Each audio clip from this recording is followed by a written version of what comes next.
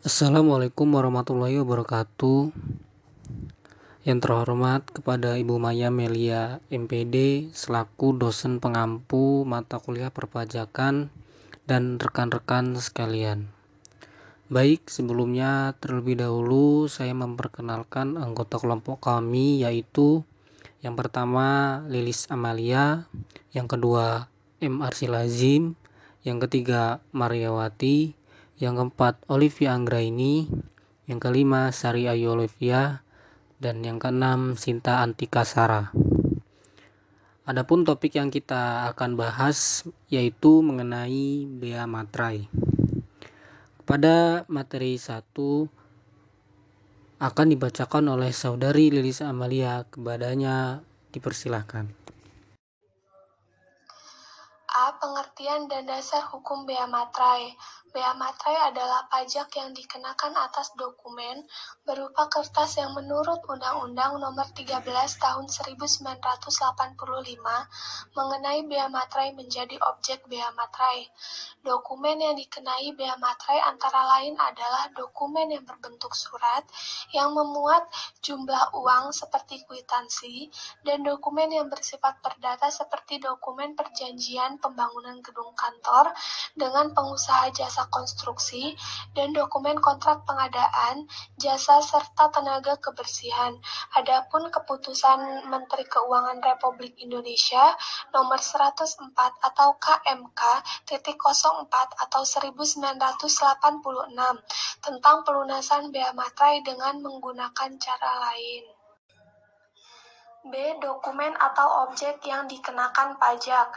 Dalam Peraturan Pemerintah Nomor 24 Tahun 2000, objek atau dokumen-dokumen yang dikenakan bea materai antara lain adalah dokumen yang berupa 1. Surat perjanjian dan surat-surat lainnya, akta-akta notaris termasuk surat kuasa, yaitu surat hibah, surat pernyataan, dan salinannya, yang dibuat dengan tujuan untuk digunakan sebagai alat pembuktian mengenai perbuatan, kenyataan, atau keadaan yang bersifat perdata. 2. Akta-akta yang dibuat oleh pejabat pembuat akta tanah, termasuk rangkap-rangkapnya. 3. Surat yang memuat jumlah uang, yaitu A. Yang menyebutkan penerimaan uang, B. Yang menyatakan pembukuan uang atau penyimpanan uang dalam rekening bank, C. Yang berisi pemberitahuan saldo rekening bank, D. Yang berisi pengakuan bahwa utang seluruhnya atau sebagiannya telah dilunasi atau yang diperhitungkan, dan D. Cek dan biljet giro tanpa batas pengenaan besarnya harga nominal. 4. Surat berharga seperti wesel, promes, askep, atau efek dengan nama dan dalam bentuk apapun dikenakan bea materai sesuai dengan harga nominalnya. 5. Sekumpulan efek dengan nama dan dalam bentuk apapun yang tercantum dalam suatu kolektif dikenakan bea materai sesuai dengan jumlah dan harga nominalnya. Jumlah uang ataupun harga nominal yang disebut di atas juga meliputi jumlah uang ataupun harga nominal tersebut dikalikan dengan nilai tukar kurs yang ditetapkan oleh Menteri Keuangan yang berlaku pada saat dokumen itu dibuat, sehingga dapat diketahui apakah dokumen tersebut dikenakan atau tidak dikenakan bea materai. Dokumen yang akan digunakan sebagai alat pembuktian di muka pengadilan yaitu A. Surat-surat biasa dan surat-surat kerumah tanggaan. B. Surat-surat semula tidak dikenakan bea materai berdasarkan tujuannya jika digunakan oleh orang lain selain dari maksud semula. Selanjutnya C. Dokumen atau surat yang tidak dikenakan bea materai. Dokumen yang tidak dikenakan bea materai adalah sebagai berikut.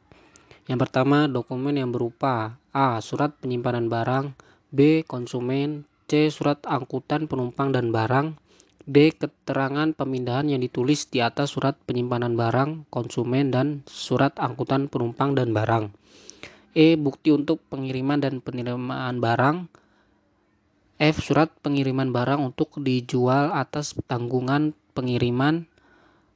Dan G. Surat-surat lainnya yang dapat disamakan dengan surat tersebut di atas. 2. Segala bentuk ijazah. Ketiga, tanda terima gaji, uang tunggu, pensiunan, uang tunjangan pembayaran lainnya yang ada kaitannya dengan hubungannya serta surat-surat yang diserahkan untuk mendapatkan pembayaran. Yang keempat, tanda bukti penerimaan uang negara dan kas negara, kas pemerintah daerah, dan bank. 5. Tanda terima yang dibuat untuk keperluan interorganisasi. Yang keenam, dokumen yang menyebutkan tabungan pembayaran uang tabungan pada penabung oleh bank, koperasi, dan badan-badan lainnya yang bergerak di bidang tersebut.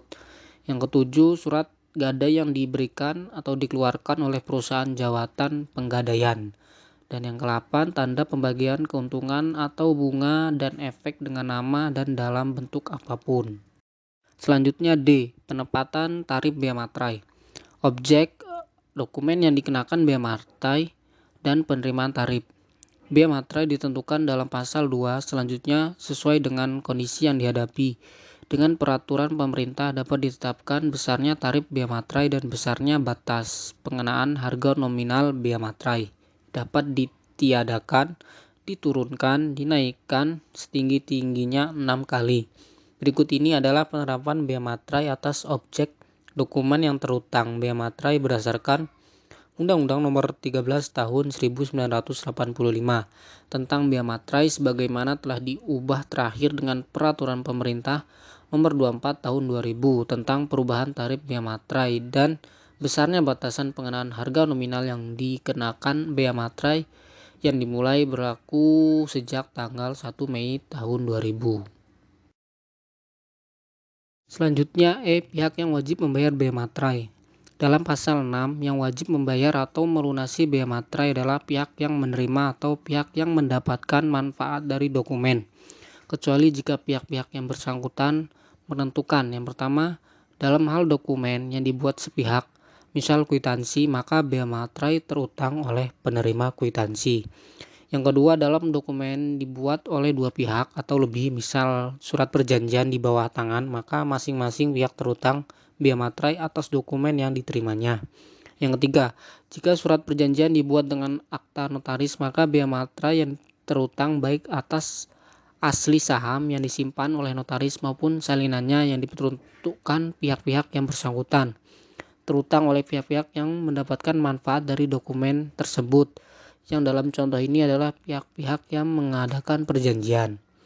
Yang keempat, jika pihak atau pihak-pihak yang bersangkutan menentukan lain, maka bea materai terutang oleh pihak atau pihak-pihak yang ditentukan oleh dokumen tersebut. Saat terhutang bea materai ditentukan dengan mengacu pada pembuatan dokumen, penyelesaian dokumen, penyerahan dokumen, penandatanganan dan penggunaannya pada pasal 15, yaitu yang pertama, saat terhutang dokumen yang dibuat sepihak. Untuk dokumen yang dibuat sepihak, maka saat terhutang bea materai adalah pada saat dokumen itu diserahkan.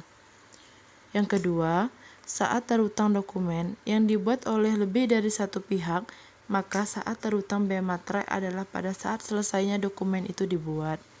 Sebagai contoh, surat perjanjian jual beli, bea materai terhutang pada saat ditandatanganinya perjanjian tersebut. Yang ketiga, dokumen yang dibuat di luar negeri. Untuk dokumen yang dibuat di luar negeri, maka saat terhutang bea materai adalah pada saat dokumen itu digunakan di Indonesia. Dokumen yang dibuat di luar negeri pada saat digunakan di Indonesia harus telah dilunasi bea materai yang terhutang dengan cara pemateraian kemudian. Dokumen yang dibuat di luar negeri tidak digunakan bea materai sepanjang tidak digunakan di Indonesia.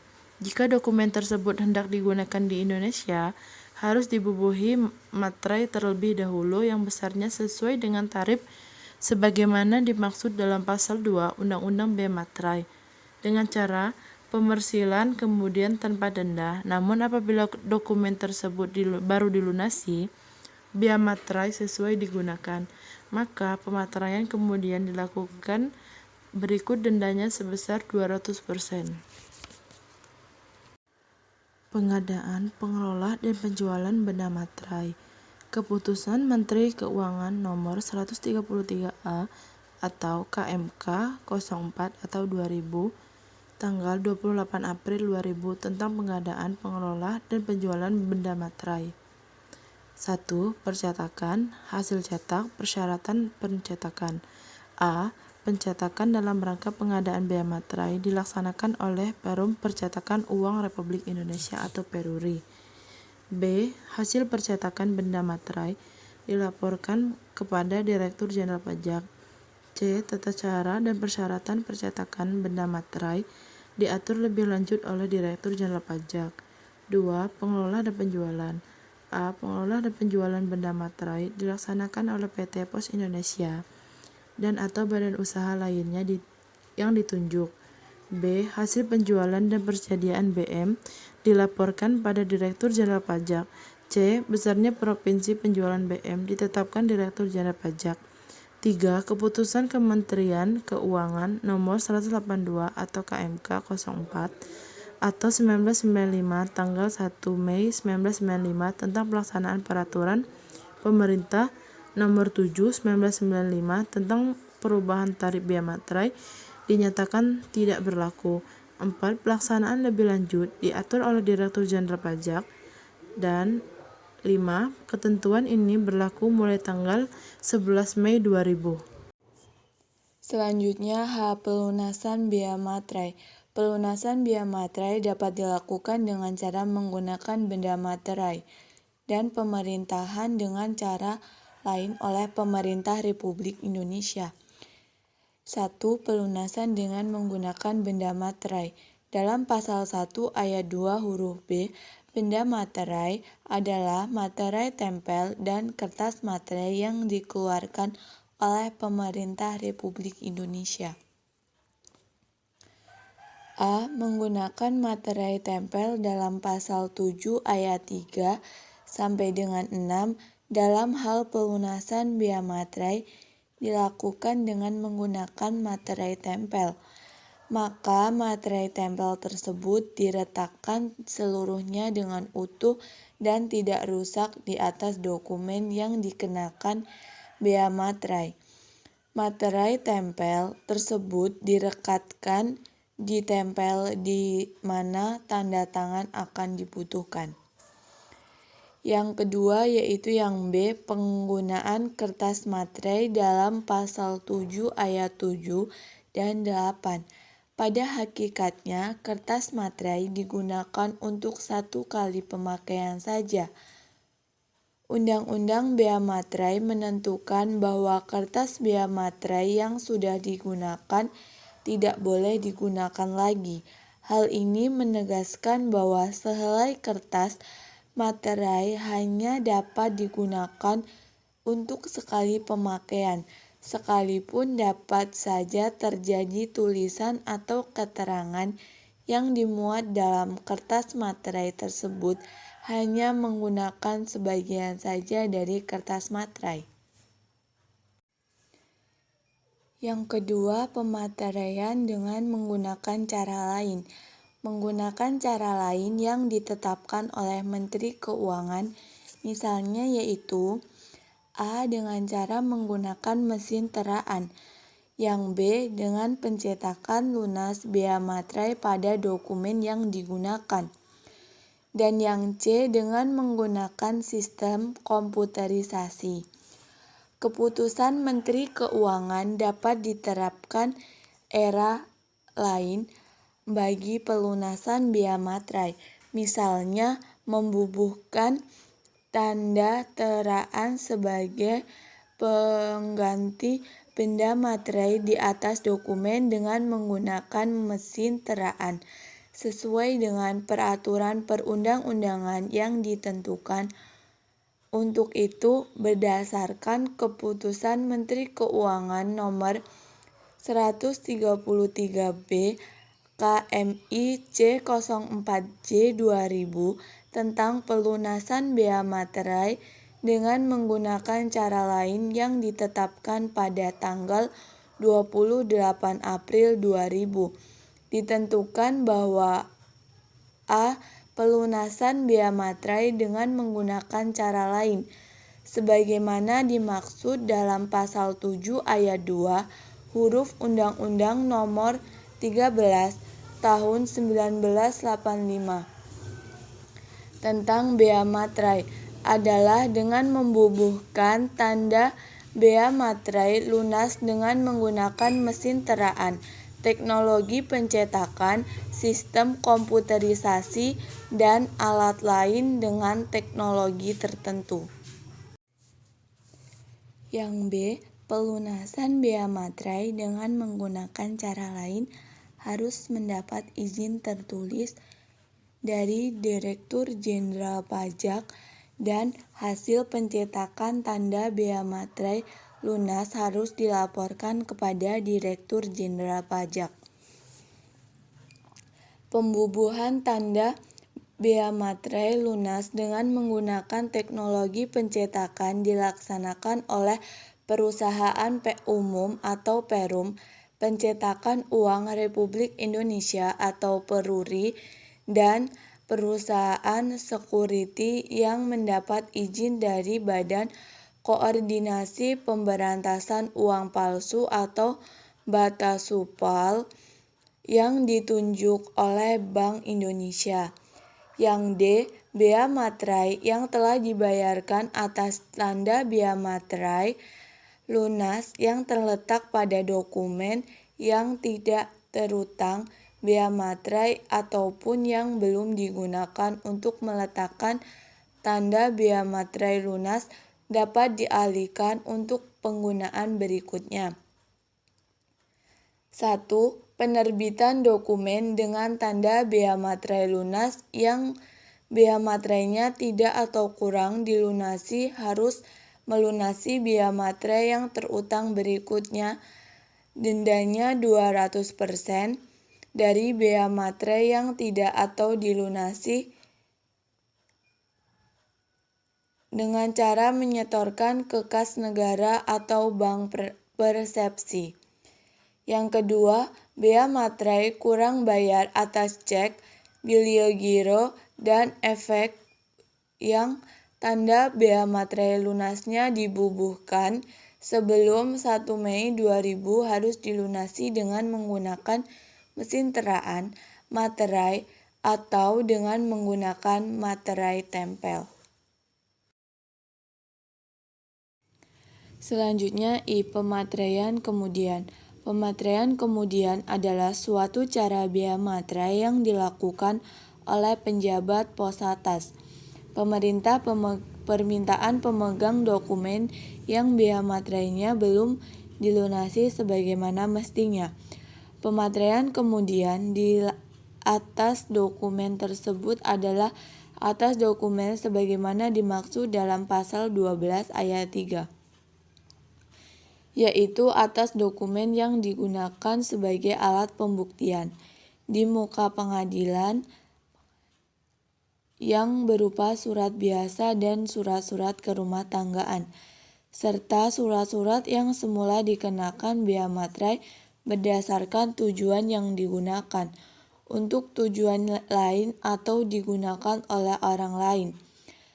Lain dari maksud semula pasal 8, yaitu dokumen yang bea materainya tidak atau kurang dilunasi yang dikenakan denda administrasi sebesar 200% dari bea materai yang tidak dikurangi yang tidak atau kurang dibayar. Dan pasal 9 yaitu dokumen yang dibuat di luar negeri yang kemudian digunakan di Indonesia. Dilakukan oleh penjabat pos menurut tata cara yang ditetapkan oleh Menteri Keuangan.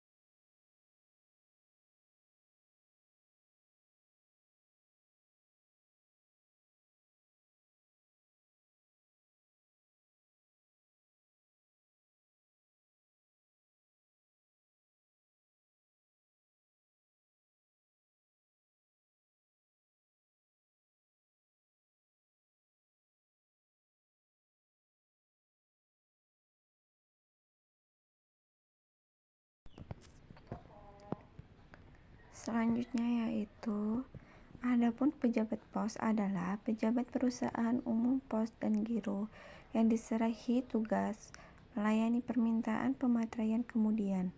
Tata cara pelunasan bea materai dengan cara pemateraian kemudian diatur dalam Keputusan Menteri Keuangan Republik Indonesia Nomor 476 JKMK 03J 2002, yaitu pada tanggal 19 November 2002 tentang pelunasan bea materai dengan cara pemateraian kemudian, yang pada pokoknya menentukan: 1. Pemateraian kemudian dilakukan atas dokumen yang semula tidak terutang bea materai namun akan digunakan sebagai alat pembuktian di muka pengadilan. Yang kedua yaitu, pemateraian kemudian wajib dilakukan oleh pemegang dokumen sebagaimana dimaksud dengan menggunakan materi tempel atau surat setoran pajak. Yang ketiga yaitu, pemateraian kemudian dengan menggunakan materi tempel atau surat setoran pajak harus disahkan oleh pejabat pos, yaitu lembar ke-1 dan lembar ke-3 surat setoran pajak yang digunakan untuk pemateraian kemudian sebagaimana dimaksud dalam ayat 1, yaitu harus dilampiri dengan daftar dokumen yang dimateraikan, kemudian didaftarkan dokumen tersebut merupakan lampiran dari lembar ke-1 dan lembar ke-3 surat setoran pajak yang tak terpisahkan. 4. Yaitu, besarnya bea materai yang harus dilunasi dengan cara pemateraian kemudian adalah atas dokumen yang semula tidak terutang bea materai namun akan digunakan sebagai alat pembuktian di muka pengadilan adalah sebesar bea materai yang terutang sesuai dengan peraturan yang berlaku pada saat pemateraian dilakukan. Atas dokumen yang tidak atau kurang dilunasi sebagaimana mestinya adalah sebesar bea materai yang terutang. Yang kelima, dalam hal pemateraian yang dilakukan kemudian atas dokumen yang dibuat di luar negeri tetapi akan digunakan di Indonesia akan dilakukan setelah dokumen digunakan. Pemegang dokumen wajib membayar denda sebesar 200% dari bea materai yang terutang dengan denda yang dilunasi menggunakan surat-surat setoran pajak. Yang keenam yaitu, Keputusan Menteri Keuangan ini mulai berlaku pada tanggal 19 November 2002. Ketentuan yang diperlukan dalam rangka pelaksanaan Keputusan Menteri Keuangan diatur lebih lanjut dengan Keputusan Direktur Jenderal Pajak. Keputusan Direktur Jenderal Pajak yang mengatur mengenai tata cara pemateraian kemudian adalah Keputusan Dirjen Pajak nomor KEP 04/PJJ 2003 tanggal 16 Januari 2003 tentang tata cara pemateraian kemudian dan dimulai berlaku pada tanggal ditetapkannya keputusan ini. Tata cara pemateraian kemudian dengan menggunakan materi tempel, pemegang dokumen yang membawa dokumen yang akan dilunasi dengan cara pemateraian kemudian kepada pejabat pos pada kantor pos terdekat. Pemegang dokumen melunasi bea materai yang terutang atas dokumen yang dimateraikan kemudian tersebut sesuai ketentuan sebagaimana dimaksud pada pasal 3 Keputusan Menteri Keuangan nomor 476 JKMK 03J 2002 tentang pelunasan bea materai dengan cara pemateraian kemudian dengan cara menempelkan materi tempel pada dokumen yang dimateraikan. Selanjutnya yaitu pemateraian kemudian. 1. Tata cara pemateraian kemudian dengan menggunakan materi tempel, yaitu pemegang dokumen membawa dokumen yang akan dilunasi dengan cara pemateraian kemudian kepada pejabat pos pada kantor pos terdekat, dan pemegang dokumen melunasi bea materai yang terutang atas dokumen yang dimateraikan kemudian tersebut sesuai ketentuan sebagaimana dimaksudkan dalam pasal 3 Keputusan Menteri Keuangan nomor 476 JKMK 03 J 2002 tentang pelunasan bea materai dengan cara pemateraian kemudian dengan cara menempelkan materi tempel pada dokumen yang dimateraikan. Yang kedua yaitu tata cara pemateraian kemudian dengan menggunakan surat setoran pajak atau SSP, yaitu membagi 3 poin. Yang pertama yaitu membuat daftar dokumen yang akan dimateraikan kemudian. Yang B yaitu membayar bea materai yang terutang berdasarkan daftar tersebut sesuai ketentuan di dalam pasal 4 Keputusan Menteri Keuangan 476 JKMK 03J 2002 tentang pelunasan bea materai dengan cara pemateraian kemudian dengan menggunakan SSP. Yang C yaitu pemegang dokumen yang bea materainya tidak atau kurang dilunasi sebagaimana mestinya wajib membayar denda administrasi sebesar 200% dari bea materai yang tidak atau kurang dilunasi dengan menggunakan SSP yang digunakan untuk pemateran kemudian. Cara pengisian SSP adalah SSP yang digunakan untuk melunasi pemateran kemudian diisi dengan kode jenis pajak MAP 0171 SSP yang digunakan untuk membayar denda administrasi diisi dengan kode jenis MAP 0174. J. Ketentuan khusus, kadaluarsa, dan ketentuan pidana. 1. Ketentuan khusus dalam pasal 11, pejabat pemerintah, hakim, panitera, jurusita, notaris, dan pejabat umum lainnya, masing-masing dalam tugas atau jabatannya tidak dibenarkan menerima, mempertimbangkan, atau menyimpan dokumen yang bea materainya tidak atau kurang dibayar yang sesuai dengan tarifnya pada dokumen lain yang berkaitan.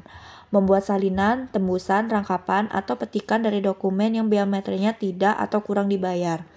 Pelanggaran terhadap ketentuan-ketentuan sebagaimana dimaksud di atas dapat dikenakan sanksi administratif dengan peraturan perundang-undangan yang berlaku.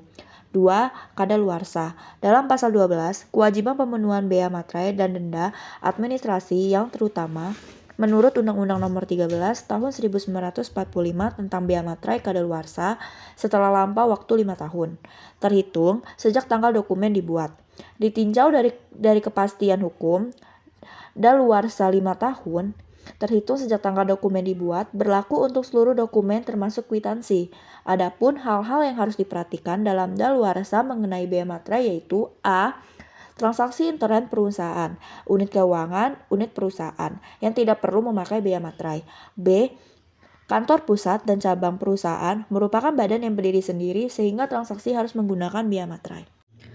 C. Kantor pusat dan cabang perusahaan merupakan badan yang berdiri sendiri sehingga transaksi harus menggunakan bea materai. D. Tanggal yang tercantum di bea materai lebih sah dibandingkan dengan tanggal dokumen. Kurang diperhatikannya masalah yudiris atas isi dokumen, tetapi yang lebih diutamakan adalah terutangnya pajak. 3. Ketentuan pidana.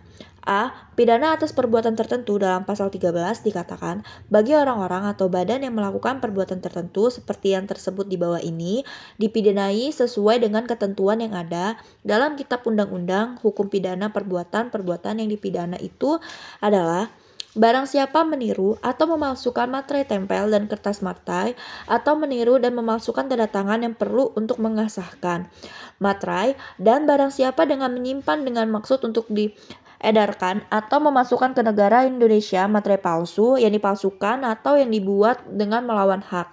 B. Tindakan pidana kejahatan dalam pelunasan bea materai mengacu pada pasal 14. Melaksanakan pelunasan materai dengan cara lain secara sengaja tanpa seizin Menteri Keuangan akan menimbulkan keuntungan bagi pemilik atau yang menggunakannya, dan sebaliknya akan menimbulkan kerugian bagi negara. Selanjutnya adalah contoh studi kasus bea materai. Contoh kasus pertama. Apotik Segar Waras merupakan toko perlengkapan medis apabila dalam penjualan obat yang mereka jual pada bulan Januari 2021 terdapat beberapa catatan dalam pembukuan apotik yang bertransaksi di atas 1 juta yang akan melakukan penjualan yaitu A. Penjualan obat paracetamol kepada Dr. Rahadi sebesar 15 juta dan diberikan kwitansi sebagai bukti transaksi lunas. B. Penjualan obat batuk kepada Bu Bidan Lestari sebesar 2.500.000 diberikan kwitansi sebagai bukti transaksi lunas. C. Pelunasan masker medis pada Dr. Chandra sebesar 6 juta dan diberikan kwitansi sebagai bukti transaksi lunas. Jadi, berdasarkan ilustrasi di atas, Apotik Segar Waras merupakan pemungut bea materai. Adapun kewajiban dari pengungut bea materai adalah mengungut bea materai atas transaksi dengan nilai di atas 5 juta. Nilai dari bermaterai yang berlaku sejak 1 Januari 2021 adalah 10.000. Sebagaimana diatur dalam Undang-Undang Nomor 10 Tahun 2020 tentang bea materai. Dengan demikian, transaksi-transaksi yang terutang bea materai adalah sebagai berikut. A. Transaksi apotek Segar Waras dengan Dr. Rahadi sebesar 15 juta. B. Transaksi apotek Segar Waras dengan Dr. Chandra sebesar 6 juta. Adapun pihak yang memungut adalah apotek Segar Waras, yaitu mengungut bea materai pada lawan transaksi ataupun dalam hal pembeli yaitu Dr. Rahadi dan Dr. Chandra sebesar masing-masing 10.000. Contoh kasus 2. Pada 3 April 2021, Tuan Surya berencana menggugat PT Terobosan atas sengketa tanah warisan yang dimilikinya. Adapun gugatan tersebut akan 20 disidangkan pada 30 April di Pengadilan Negeri Kabupaten Tegal.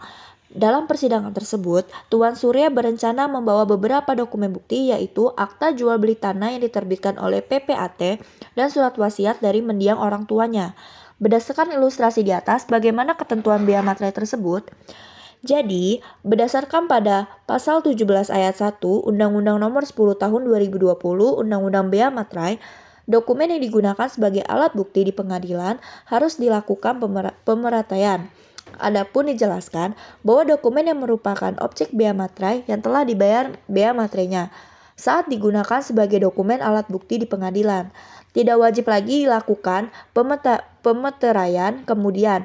Jadi, dalam kasus ini, Tuan Surya menggunakan akta jual beli tanah dan surat wasiat dari mendiang orang tuanya sebagai bukti di persidangan. Dengan demikian, atas kedua bukti tersebut perlu dilakukan pemeteraian. Kemudian, akan tetapi, karena dokumen akta jual beli tanah yang diterbitkan oleh PPAT merupakan objek bea materai, maka tidak perlu dilakukan pemeteraian kemudian. Adapun pihak yang wajib membayar bea materai melalui pemeteraian kemudian adalah Tuan Surya sebagai pihak yang memegang dokumen tersebut. Contoh kasus 3. Tentukan perlakuan bea materai atas dokumen berikut ini. A. Kwitansi penerimaan uang yang diperoleh bagian purchasing dan divisi keuangan senilai 6.500.000. B. Ijazah sarjana yang digunakan oleh Dani sebagai bukti di pengadilan. C. Bukti pelunasan PPh final pasal 4 ayat 2 masa Januari 2021 dari Bank XYZ senilai 300.000. D. Akta yang diterbitkan oleh PPAT atas peristiwa jual beli surat gadai yang diterima oleh Dewi. Jadi, berdasarkan pasal 3 ayat 1 Undang-Undang Nomor 10 Tahun 2021, bea materai dikenakan atas dokumen yang bersifat perdata dan dokumen yang digunakan sebagai alat bukti di pengadilan. Adapun dokumen yang bersifat perdata antara lain surat perjanjian, akta notaris, akta PPAT, surat berharga, dokumen transaksi surat berharga, dokumen lelang, dokumen yang menyatakan jumlah uang yang menyebutkan penerimaan uang atau berisi pengakuan utang, dan dokumen lain yang diatur dalam peraturan pemerintahan. Dengan demikian, berdasarkan soal di atas, maka dokumen yang terutang bea materai yaitu A. Kwitansi penerimaan uang yang diperoleh bagian purchasing dan divisi 21 keuangan senilai 6.500.000. B. Ijazah sarjana milik Dani yang digunakan sebagai bukti di pengadilan. C. Akta yang diterbitkan oleh PPAT atas peristiwa jual beli. Sekian presentasi dari kelompok kami, kurang lebihnya kami mohon maaf, kepada Allah kami mohon ampun. Wabillahi taufiq wal hidayah. Wassalamualaikum warahmatullahi wabarakatuh.